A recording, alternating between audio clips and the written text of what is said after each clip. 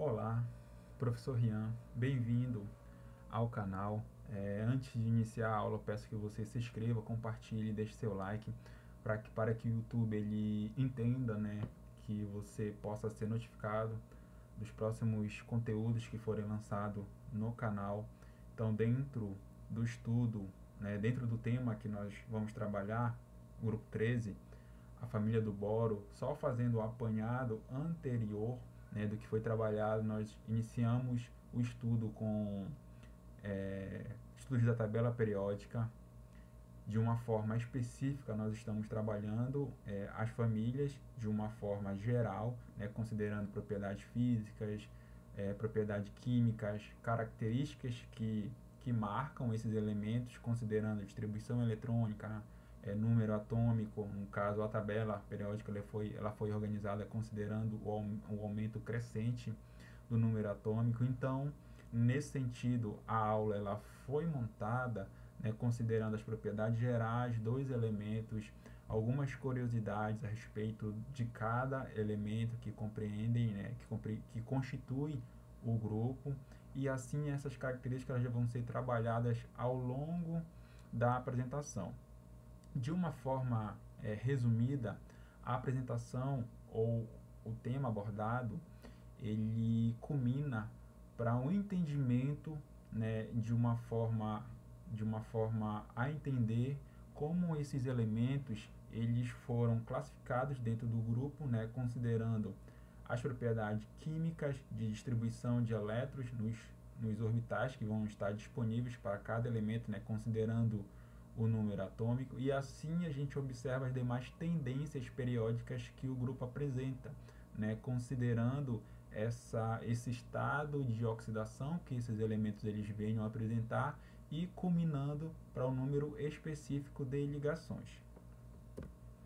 Então, iniciando a nossa aula, é, eu elenquei aqui os pontos principais, né, que vão ser destacados para os elementos do grupo 13, né, considerando tanto as características e propriedades gerais, né, que esses elementos eles apresentam essas características que diferem de outros grupos dentro da tabela periódica, sendo que essas características elas classificam, né, esses elementos que constituem o grupo 13, considerando algumas propriedades químicas como densidade, ponto de fusão, ponto de ebulição, a forma como esses compostos eles se apresentam na natureza e assim as demais propriedades que vão ser estudadas ao longo da apresentação. E os principais métodos de obtenção de cada elemento dentro do grupo, né? Sendo que para a apresentação, né, vai ser apresentado alguns processos de obtenção desses elementos, né, dentro de uma perspectiva, né, indicando qual o melhor método de obtenção, né, considerando custo, benefício para a obtenção desse elemento na forma sólida, né, considerando o grau de pureza, considerando quais vias são essenciais para a obtenção, digamos assim, com um rendimento muito maior, né, para a obtenção desse elemento, considerando também gastos energéticos, porque todos os processos de obtenção desses elementos, eles são regidos por meio de processos eletroquímicos. Então, nós temos uma determinada quantidade de energia que é necessária para que, digamos assim, o processo, né, ou método de obtenção ele seja mais eficiente.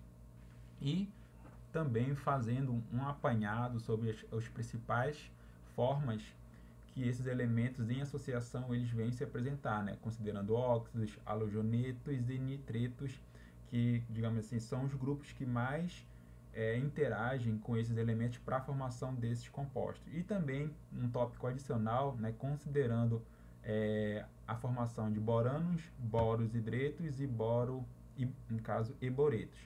Dentro dentro de cada destaque, né, que vai ser mostrado ao longo da apresentação, foi esquematizado essa forma para melhor atender e que o aluno tenha um melhor entendimento acerca do que vai ser trabalhado. Então, dentro dos elementos do grupo 13, né, nós temos aí a família, conforme pode ser observado aí na figura, né, nós temos boro, alumínio, galho, índio, titânio e niônio.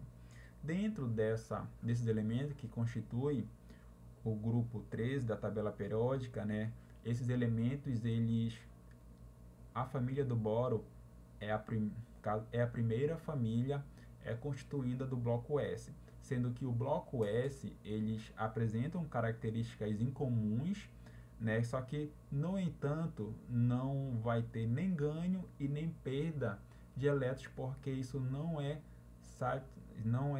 digamos, satisfatório considerando termos energéticos. Então, esses grupos, eles apresentam características incomuns, né, considerando o estado de obtenção de cada um, e a partir daí, né, a gente observa uma classificação, né, considerando o número atômico, né, para a disposição da distribuição eletrônica, sendo que na abordagem dos elementos dos elementos do grupo 13, a gente observa que comumente, né, os compostos que se apresentam com maior grau de estabilidade, que tem uma maior importância econômica dentro do grupo, né, a gente observa em estudos que principalmente são encontrados o boro e o alumínio. Então, dentro da apresentação, né, a gente vai trabalhar com alguns questionamentos, né, considerando a forma de apresentação de cada um desses elementos. Então, que características gerais a tabela periódica resume, né, considerando os elementos do grupo 13. Então, essa classificação dessas características, considerando a tabela periódica, a gente observa que esses elementos, na grande maioria, eles apresentam um estado de oxidação variando, que no caso eles variam de +1 a +3, sendo que a forma mais comumente encontrada desses elementos é o número de oxidação +3, ou valência +3. Ou seja, os elétrons da camada mais externa, eles vão ser perdidos, né, para que esses elementos eles apresentem esse número de oxidação comum mais encontrado de +3. Então, quais são as principais características do grupo? As principais características do grupo, né, elas vão ser trabalhadas no decorrer aí da apresentação, né? Como esses elementos se apresentam na natureza, quais são as principais formas de utilização, considerando digamos, a associação com outros elementos, né, desses átomos que compõem o grupo 13, e assim a gente caminha para apresentar da melhor forma possível a utilização, né, desses elementos em associação, ou considerando a forma de estrutura cristalina que ele venha a se apresentar, porque dependendo dos elementos que vão estar associados, né, esses elementos eles apresentam uma utilização variada, né, considerando tanto na indústria química, na indústria de pedras preciosas, porque também eles têm essa importância como na apresentação de joias, que a gente vai ver no decorrer da apresentação também, e na indústria de minérios, né, na obtenção de minérios, porque a gente também considera um setor econômico que contribui significativamente com, né, com o lucro por meio da utilização desses elementos para a produção de outros materiais que também tem uma grande importância aí. Então, os elementos do grupo 13, como eu já falei anteriormente, o grupo do boro é a primeira família do bloco P, como vocês podem observar aqui. Eles são constituídos, né, os elementos, o elétron de camada mais externa, ele vai estar compreendido no subnível P, né? Então, facilmente ele vai perder esses elétrons mais externos, né? Isso faz com que eles tenham essa classificação aí, considerando, digamos, uma perda energética satisfatória, né, considerando a perda desses três últimos elétrons, tanto o elétron do bloco P quanto os dois elétrons do bloco S. Essa classificação, né, considerando o nível, o estado de valência, né, eles apresentam uma característica mais geral, né, considerando a distribuição desses elétrons. Então, assim, né, dando destaque na apresentação, né, os dois elementos que vão ganhar destaque, o bório e o alumínio, né, eles apresentam as características, né, que são esperadas para o grupo, só que a importância desses elementos na aplicação da sociedade, eles têm fundamental utilização, então vai ser dado um destaque maior para esses dois elementos, que vai culminar com o que vai ser apresentado a seguir. Então, aí a configuração eletrônica, né, nós temos uma configuração eletrônica geral para a classificação dos elementos da família do boro, onde observa-se, né, que dentro da distribuição ou da configuração eletrônica, nós vamos ter a seguinte distribuição eletrônica, NS2, NP1, que vai variar de acordo com o período em que esses elementos eles vão estar se alocando na tabela periódica. Então a gente observa o elétron de camada mais externa, de camada de valência mais externa, constituindo o nível energético subnível P, e aí a gente observa dois elétrons na camada de valência no subnível S. Então nós temos essa distribuição geral para os elementos que são constituintes do grupo 13.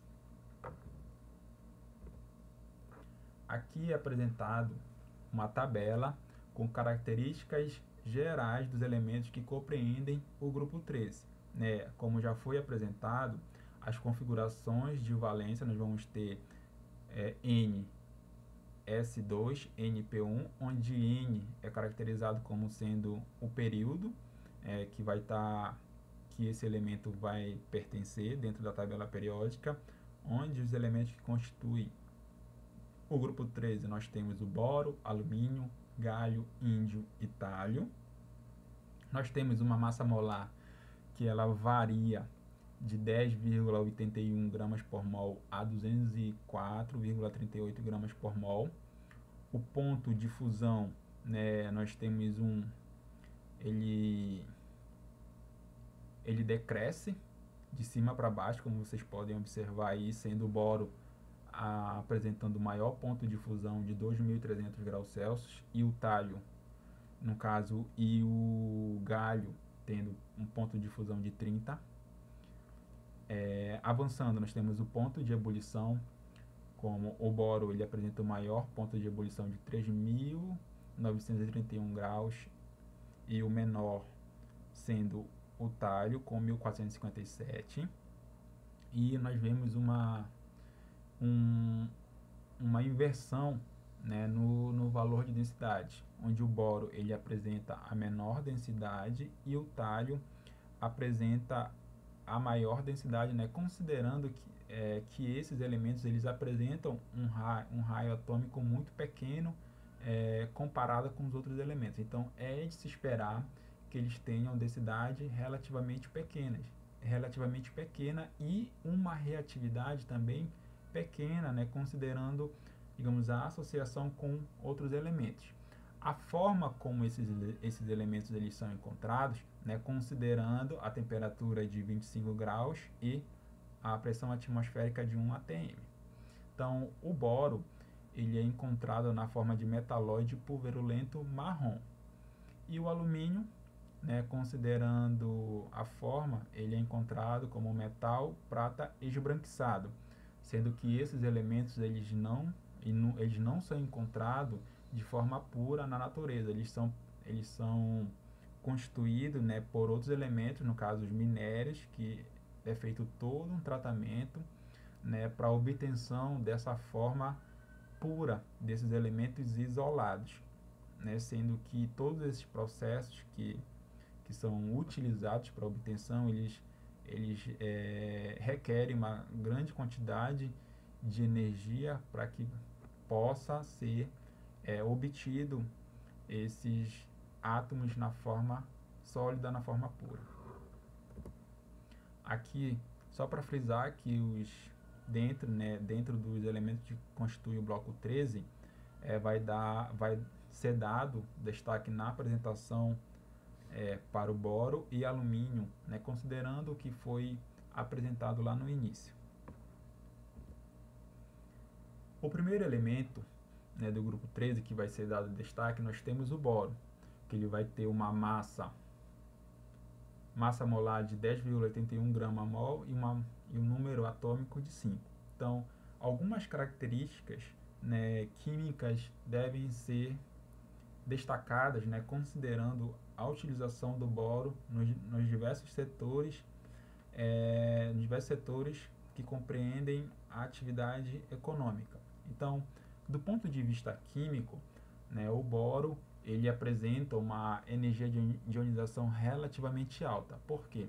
Como ele vai ter uma quantidade significativa, digamos assim, uma quantidade de elétrons, no caso 5, que vai ser distribuídos nos subníveis de energia, então essa energia para retirar esse elétron mais externo vai precisar de uma quantidade um pouco maior, né, comparada com, digamos, os elementos do bloco S, né, que apesar, digamos assim, ter uma quantidade menor de elétrons, mas, né, esse aumento na quantidade de elétrons aumenta consecutivamente a força de atração desses elétrons. Então, logicamente, a gente espera com uma energia um pouco maior para retirar esse elétron do subnível mais externo, né? O boro ele é encontrado na forma de metalóide, né? Ele apresenta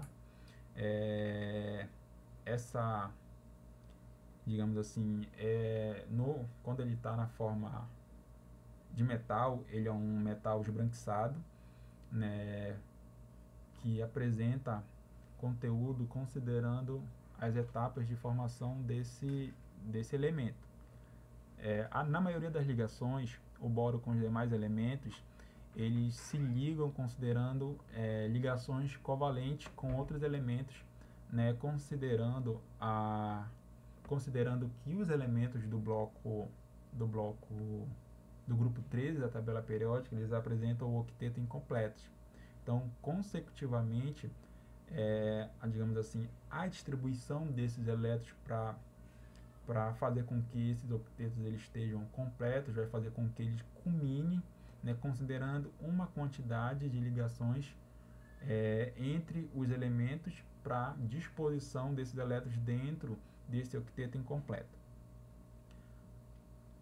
Apresentam uma relação diagonal com o silício, né, que é um elemento que vai estar abaixo, né, considerando a disposição e considerando as propriedades periódicas. Então, ele vai ter muita similaridade com o silício, né, considerando que o silício ele tem uma utilização vasta aí no ramo de eletrônicos, né, devido ele conseguir ele ter propriedade de ser um bom condutor, ele consegue formar fibra ótica, né? Então, para que essa informação ela possa ser processada numa maior velocidade sem perda de energia e perda por dissipação de calor. Então, nós temos todo um processo de utilização do boro, né, considerando essas propriedades de semelhança, né, da relação diagonal com o silício. Então, ele forma compostos com octeto incompleto, né, devido a essa propriedade aí, ele vai preencher os 5 espaços que estão disponíveis no orbital P e vai considerar também uma possível utilização do orbital D, né, para a formação de alguns compostos aí que no caso que vai ser apresentado ao longo da aula. O boro ele pode ser obtido a partir do minério, né? No caso, nós temos aí o borax e a kernita, né? Considerando, a gente pode observar que o número, que o borato hidratado, ele vai ter uma variação na quantidade de água, né? Que no caso vai estar variando de 4 a 10, né? Sendo que no processo de obtenção, né, o minério ele é tratado com ácido para obtenção do, da forma óxido, né, desse óxido de boro, e a partir de um processo de redução, né, ele vai reagir com magnésio, considerando uma variação, um aumento de temperatura, para obter o boro, né, e o óxido de magnésio.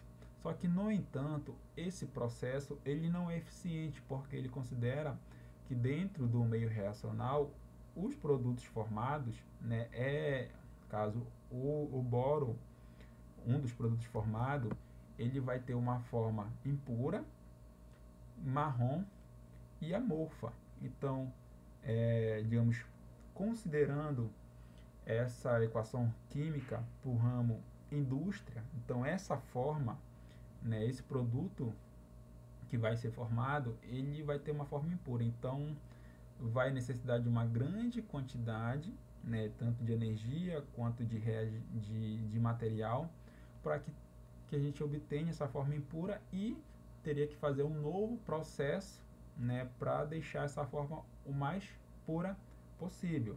Só que existe um outro processo, né, de obtenção do boro, digamos assim, de uma forma isolada. Então nós temos o seguinte: o boro ele vai ser regido, né, por um composto volátil, né, de boro. No caso, nós temos aí o brometo de boro, que ele vai reagir com o hidrogênio, considerando um aumento gradativo de temperatura e uma fita de talho, uma fita de talho e uma fita de tântalo, para que ele possa ser obtido numa forma mais, digamos assim, uma forma mais pura, e seja dado todo um tratamento, né, para essa forma mais pura, para a obtenção do boro, para ser utilizado para outros fins. Então nós temos aí dois meios reacionais,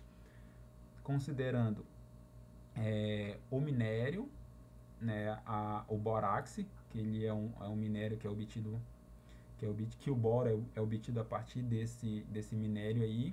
Só que, no entanto, existe um grau de impureza, né, no boro, considerando a primeira equação, e na segunda a gente já tem uma forma mais pura, né, considerando o outro tratamento, né, onde é utilizado um composto volátil. Nós temos aí do boro, brometo, reagindo com hidrogênio, um gás altamente inflamável, né, considerando um aumento gradativo na temperatura, e utilizando uma fita de tântalo. Então a gente obtém, é possível obter essa forma mais pura, aí, considerando também, né, a formação do ácido bromílico. Então a gente observa um processo, né, de obtenção do boro, considerando duas vias, onde nós temos aí também uma outra característica, né, que pode ser observada, é que o boro ele é essencial para a utilização da nanotecnologia, né, porque ele digamos, como ele vai ter propriedade semelhante ao silício, ele vai ser um semicondutor, né, que é utilizado no ramo da tecnologia dos eletrônicos, né, considerando esse processo aí de fácil condução de eletricidade, e também a constituição de sistemas, né, que é utilizada a nanotecnologia para a questão do custo, eficiência e redução, né, de material, né, que é o que preza a nanotecnologia. Considerando a disposição do boro, né, ele existe em várias formas alotrópicas. Só que, no entanto, né, digamos, essas variadas formas alotrópicas, uma com maior facilidade de ser encontrada na natureza é quando ele é encontrado como um sólido não metálico de cor cinza escura. Como vocês podem observar na imagem do lado aí, nós temos o boro na forma B12, nós temos o icosaedro contendo 20 faces e com disposição de 12 átomos de boro. Então, digamos assim, essa forma geométrica em que ele se arranja para a formação desse composto, né, considerando que esse maior número de ligações, né, para preencher o octeto incompleto que ele se encontra. Então, essa forma, ela digamos, ocorre de forma natural, em que ele apresenta uma maior estabilidade, né, considerando essa disposição dos átomos. O boro, na forma B12, ele tem uma aplicação em aeronaves, porque quando ele é adicionado ao plástico, né, ele dá ao plástico, ele dá algumas propriedades digamos, de maior resistência, ele vai apresentar uma baixa densidade, e isso faz com que esses materiais eles sejam mais resistentes a algumas aplicações aí, como vocês podem observar. Ele tem aplicação em aeronaves, mísseis e armaduras. Então eles atribuem uma maior resistência devido a essa geometria em que eles se apresentam, né? Considerando que a disposição dos átomos dentro dessa forma geométrica. Avançando, nós temos o outro elemento que será apresentado, nós temos o alumínio. Considerando as características físicas, químicas, o alumínio, digamos assim, de uma forma geral, ele é o elemento metálico mais abundante da crosta terrestre. Ele é o terceiro mais abundante depois do oxigênio e do silício.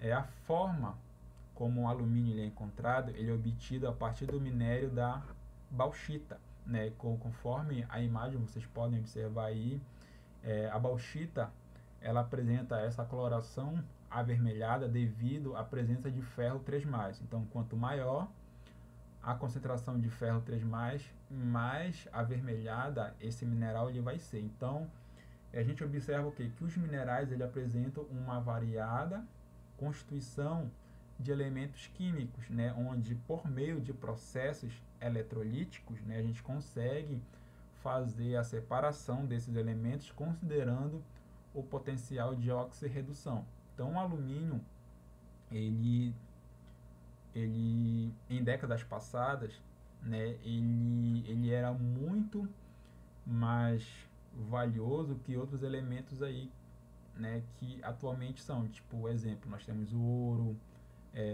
o aço. Então, antigamente, o alumínio, né, devido a essa característica, né, brilhosa que ele tinha, ele tinha, digamos assim, um peso, um valor monetário, ele era muito mais estimado que o ouro, né? Existem dados da literatura aí que apontam que Napoleão ele tinha pratos, né, digamos assim, quando a realeza ia na casa dele, ele oferecia os pratos de alumínio, né, os nobres utilizavam os pratos de alumínio, os menos favorecidos, que quando iriam visitar, ele dava os pratos de ouro, né, para ver essa inversão de valores, né, lá pelo século XVIII, século XIX, a utilização desses metais, né, digamos assim, o valor econômico atribuídos a ele. Então, o alumínio, ele é obtido, ele pode ser obtido a partir da bauxita, né, que nós temos esse óxido de alumínio aí, também hidratado, onde essa quantidade de água ela varia de 1 a 3, né? Essa variação de água está relacionada com a água né, compreendido na estrutura cristalina desse composto.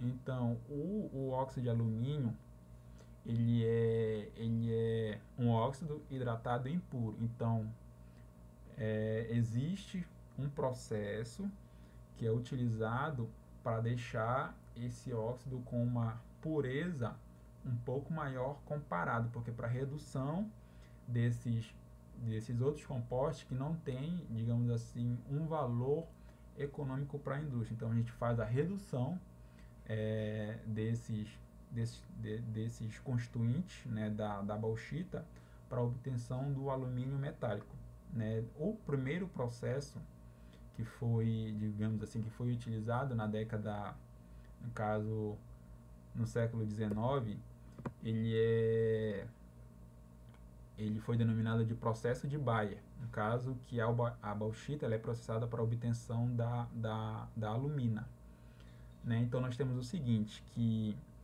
a bauxita ela sofre um processo considerando uma base forte, né, para a obtenção da alumina, que é esse AlOH4-. Então, no processo de dissociação, utilizando o processo eletrolítico, né, nós temos aí a remoção dos íons hidroxila da alumina para a formação do íon carbonato. Então, esse processo ele requer um aquecimento para desidratação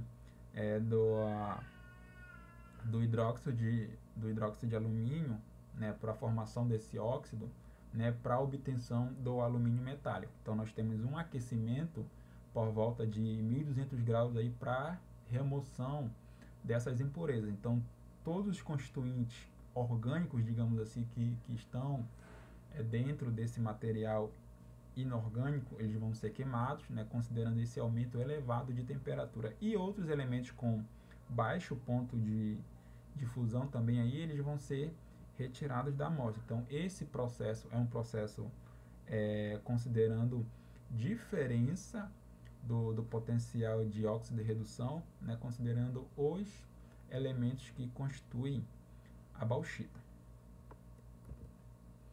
Aqui um outro processo de obtenção de alumínio, nós temos o processo de Hall. O processo de Hall, ele é constituído basicamente de um processo eletrolítico, onde nós temos diferença do potencial de óxido de redução, digamos assim, para obtenção do alumínio metálico. Então, nós temos uma reação, né, considerando o meio. Nós temos a reação no cátodo e a reação no ânodo. No cátodo, nós temos o alumínio fundido, mais 3 elétrons para a obtenção, né, do alumínio líquido. E no ânodo, nós temos o íon O2- reagindo com o carbono, que no caso aí ele vai constituir o eletrodo, né, o eletrodo de grafite. E nós vamos ter o cátodo de aço. Então, nós vamos ter o polo positivo e o polo negativo. Então, primeiramente, na equação, né, a gente analisa e precisa de imediato fazer um balanço de carga, porque inicialmente o alumínio ele vai estar, digamos assim, doando 3 elétrons e no final, digamos assim, para a reação global, né, verificar o quanto de elétrons esse ânodo ele vai estar recebendo. Então nós temos o seguinte, então se inicialmente vão ser consumidos 3 elétrons e no final está saindo 4, então a gente precisa fazer esse balanço de carga. Então nesse caso aqui eu preciso deixar essas quantidades de elétrons iniciais igual à quantidade de elétrons no final. Então, fazendo o balanço de carga aí, eu posso multiplicar, né, essa primeira equação aqui, considerando 4 elétrons, e essa segunda equação aqui, multiplicar por 3 elétrons. Então eu vou colocar bem aqui. Então eu vou ter 4 4 alumínio, 3 mais, 12 elétrons,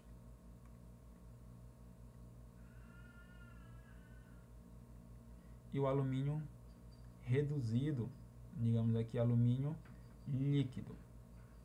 Então aqui nós vamos ter 6 oxigênio, 3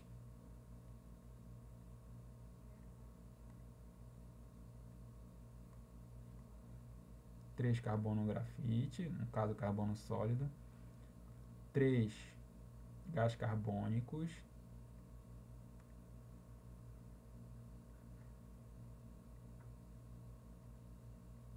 e para, no caso, 12 elétrons. Então, inicialmente eu tenho 12 elétrons e no final eu tenho que ter 12 elétrons. Então, somando as duas equações, nós vamos ter aqui a equação total. Então, 4 alumínios, eu posso simplificar aqui, ó, esses 12 elétrons com esses 12 elétrons aqui da equação 4. Então, fazendo agora o somatório das semi-reações, tanto no cátodo e no ânodo, eu vou ter 4 alumínios fundidos, mais 6 oxigênios fundidos, mais 3 carbonos, vou colocar aqui 3 carbonos,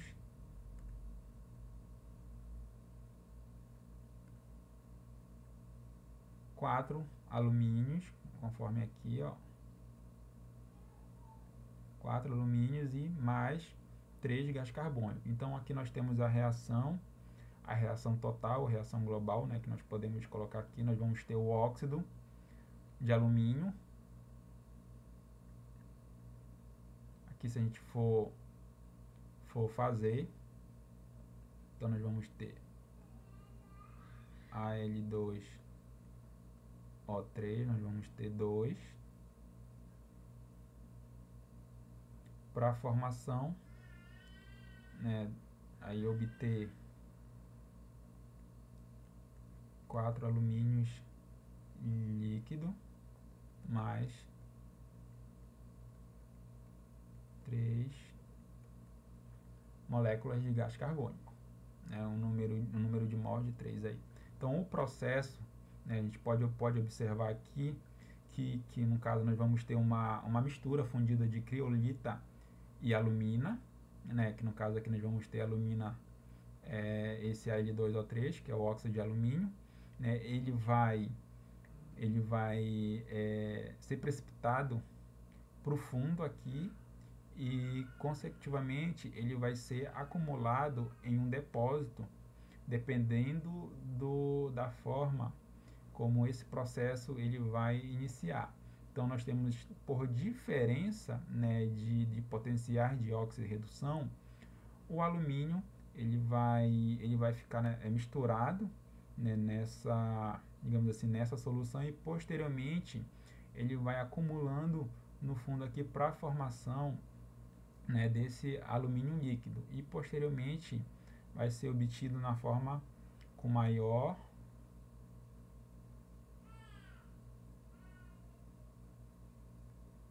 pureza. Então aí nós consideramos essas semi-reações, né, processos eletrolíticos, né, considerando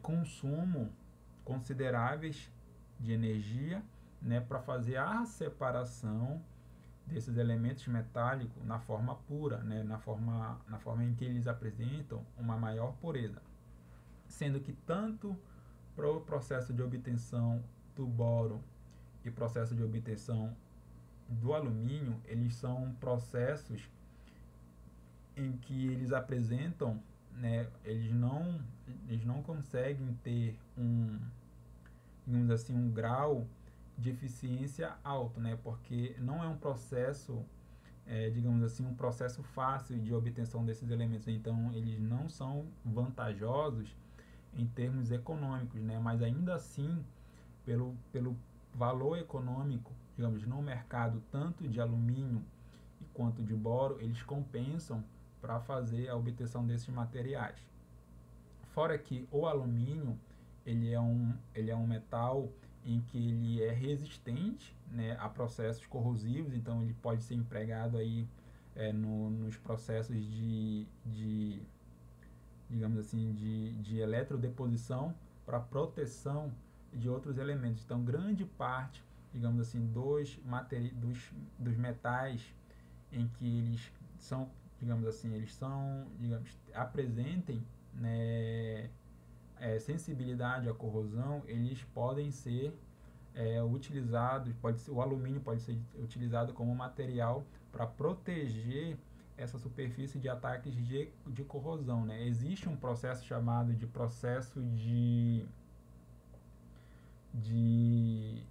alumínio anodizado, né? Que é justamente fazer a proteção desse material não, digamos assim, não nobre com alumínio para que ele possa ter uma resistência maior comparada no caso, uma resistência maior à corrosão. Então, grande parte dos processos de proteção, né, de outros materiais, eles requerem esses processos eletroquímicos para deposição, digamos assim, desse alumínio nessas superfícies, para que ele aumente o tempo de vida desses materiais e também da questão de apresentação desses materiais, porque o alumínio no estado sólido, né, ele tem digamos assim, um brilho, né, que causa destaque quando comparada com outros materiais. Então, a utilização desse processo eletroquímico é justamente para atribuir um maior tempo de vida a esses materiais que não são tão resistentes à corrosão, para que o alumínio ele possa ser empregado. O estudo, né, para a obtenção de óxidos, halogenetos e nitretos. Né, dentro do estudo do grupo do boro, né, nós temos aí o ácido bórico. O ácido bórico, ele reage como sendo um ácido de Lewis a uma base de Lewis, que no caso aí nós temos a água, né, para a formação desse óxido, conforme em vermelho vocês podem observar aqui. Então nós temos aí, ó, a formação do primeiro óxido.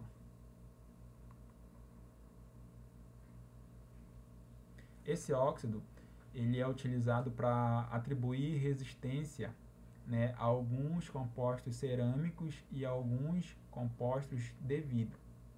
Dentro do processo de formação, né, o ácido bórico, ele é um ácido monoprótico, que ele libera um equivalente, no caso um próton, ele vai liberar um próton para o meio. E ele é considerado um ácido fraco, né? Aí nós temos o processo, né, de formação do tetrahidroborano, né, considerando digamos, a disposição, né, da base de Lewis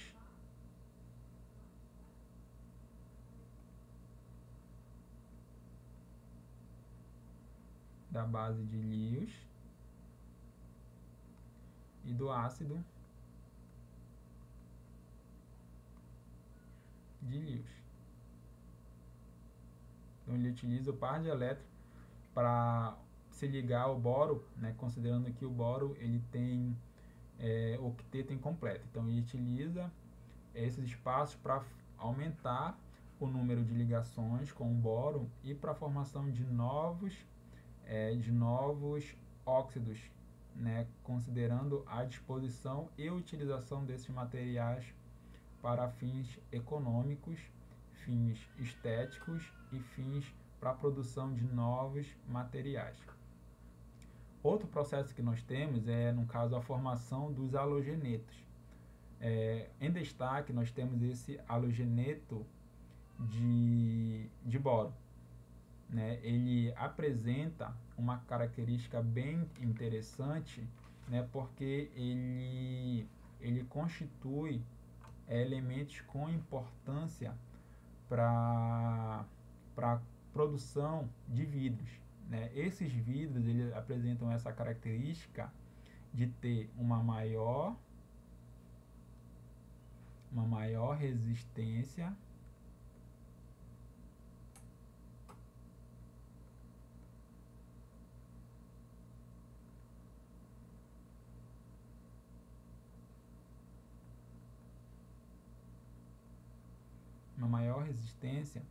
quando eles estão constituídos por esses elementos aqui. Nós temos também o cloreto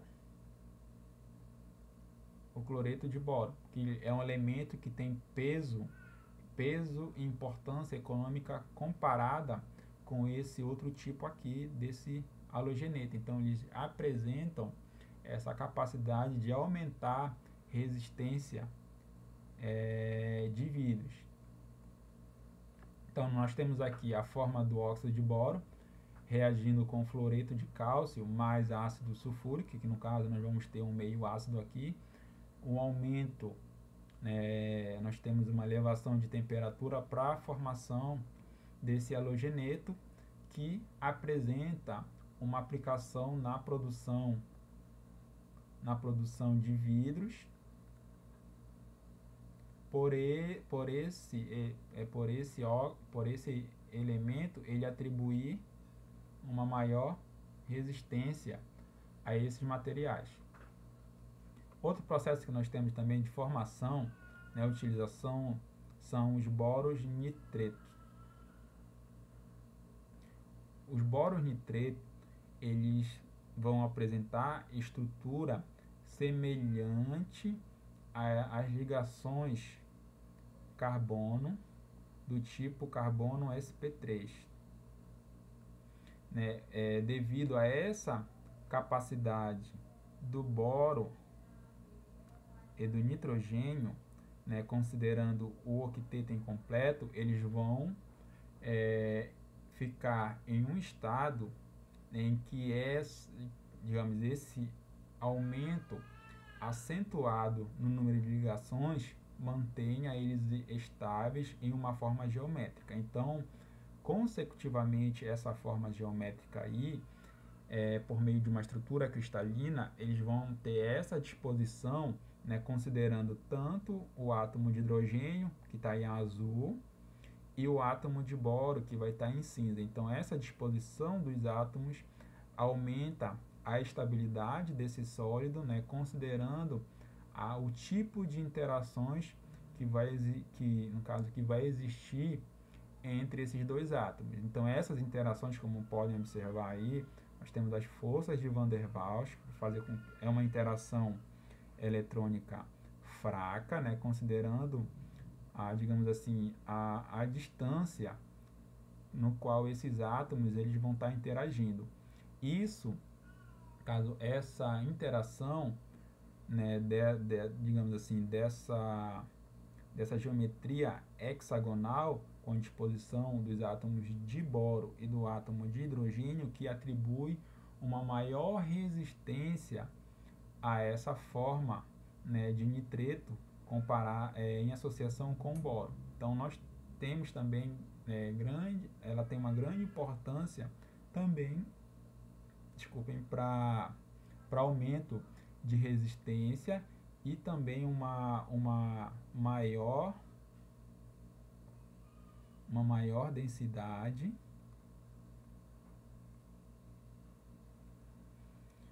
e uma maior dureza, que é atribuído a esse material aí por considerar a disposição desses átomos, considerando o orbital P, no caso subnível P, e parte do subnível D para a formação dessa estrutura, digamos assim, um pouco mais complexa, considerando o número mínimo de ligações, que no caso aí seria 3 para o boro e para o nitrogênio.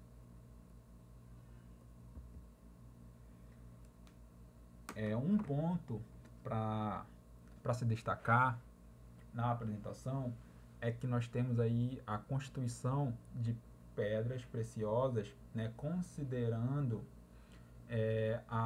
digamos assim, considerando o grau de impureza ou considerando a substituição de elementos por outros elementos que atribuem características específicas, características no qual esses minerais eles vão ter um valor ou um peso econômico.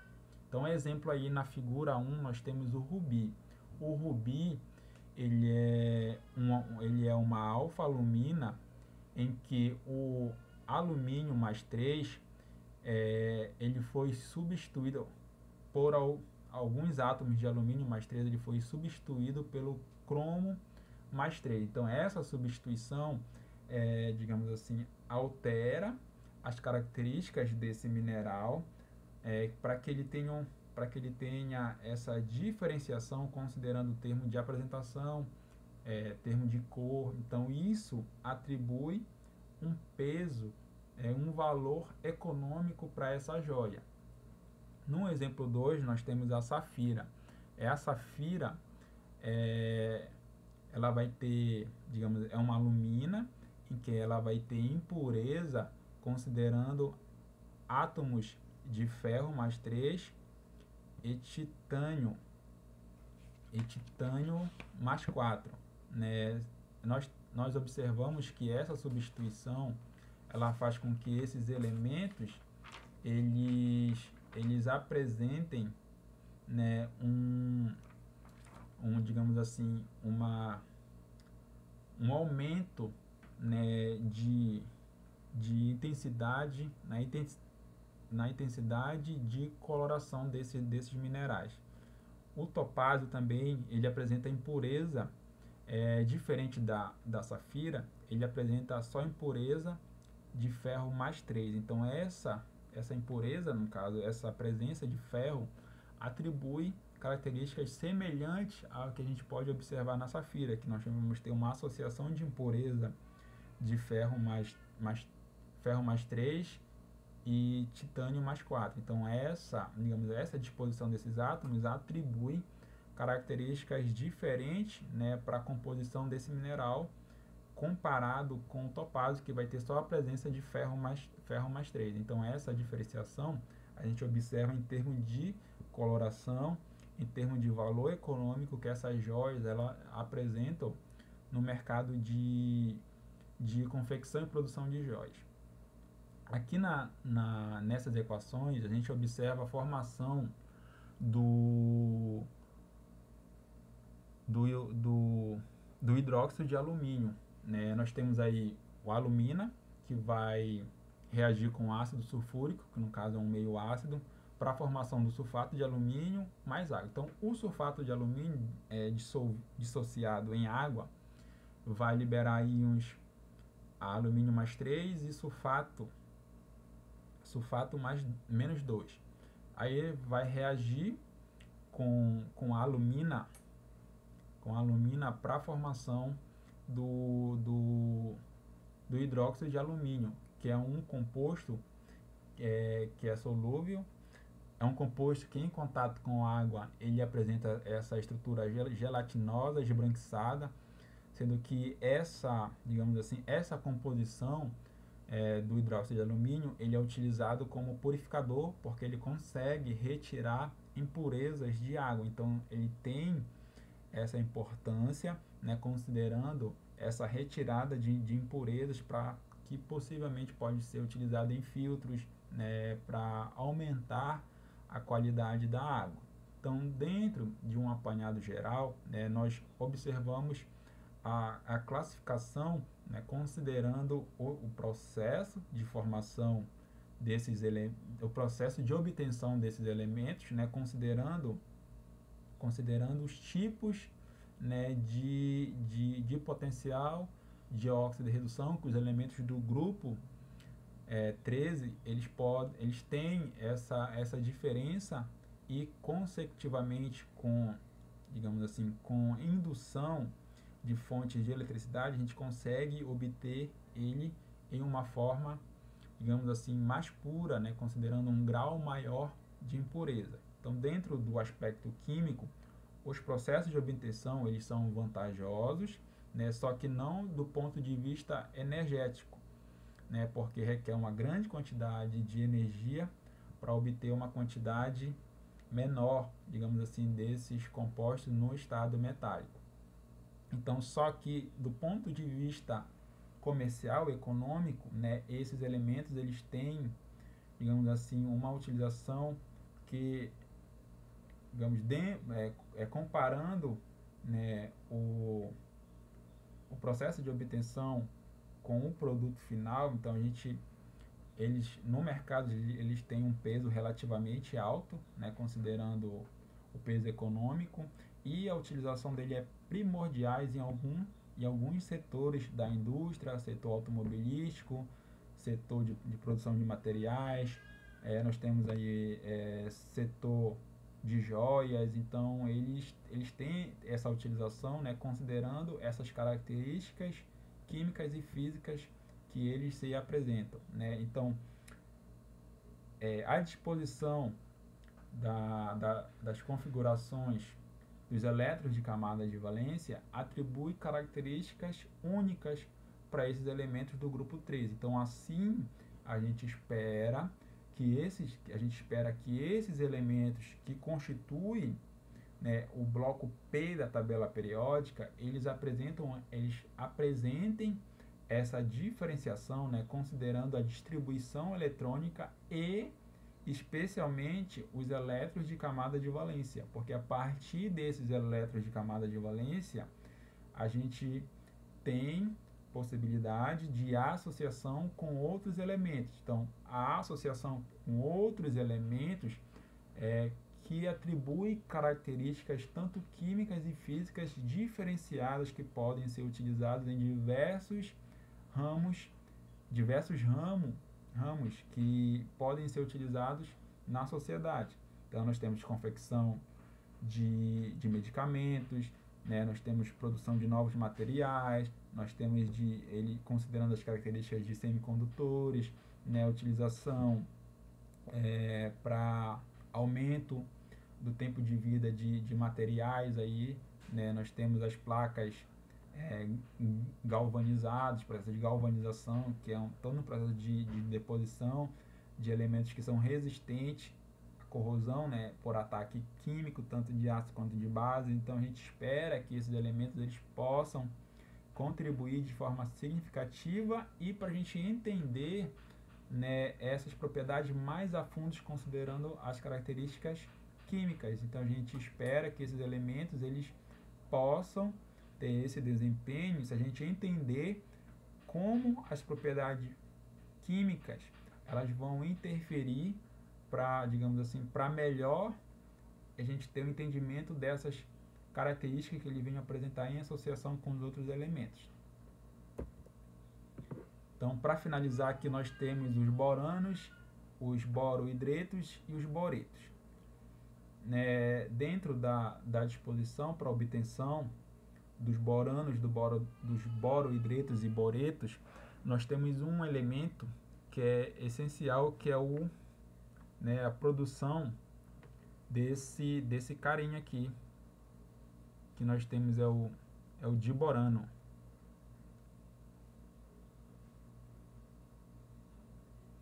Então, o diborano ele tem uma importância dentro da química,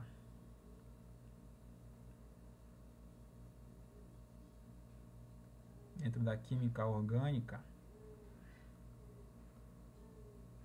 né, num processo de mecanismo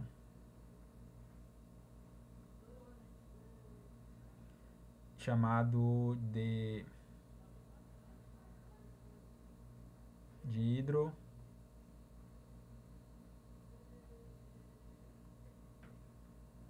hidroboração, que é justamente a obtenção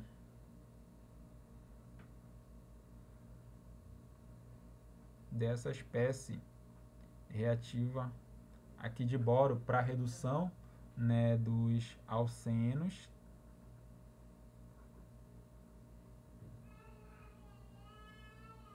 para obtenção de álcool.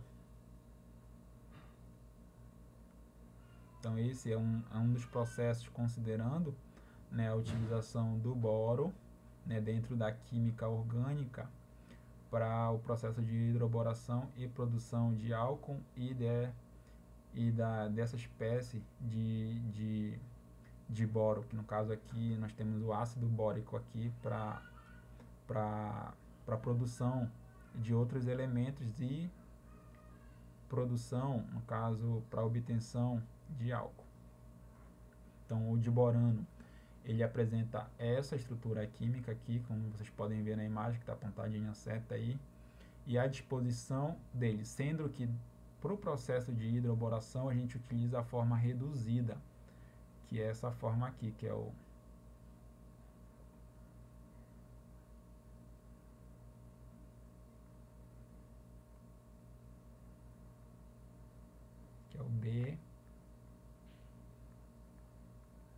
o BH3. Como ele né, o boro ele vai ter o octeto incompleto, então ele vai no processo, né, digamos assim, para deixar esse octeto completo, ele vai reagir indefinidamente para formar cadeias grandes e, digamos assim, a forma reduzida e simplificada para a utilização dele seria essa forma elementar aqui, para dentro do processo da química orgânica, no mecanismo de hidroboração, ele ser utilizado dessa forma aqui para obtenção, para redução, né, de alcenos para a formação de álcool. Então, as principais referências que foram utilizadas aqui na apresentação, peço que vocês se inscrevam no canal, possam compartilhar o material, né, e dê o like para que futuramente o YouTube, a partir do momento em que novos conteúdos forem lançados, vocês possam ser notificados e que vocês possam acompanhar. Então, finalizo aqui a nossa aula e até a próxima.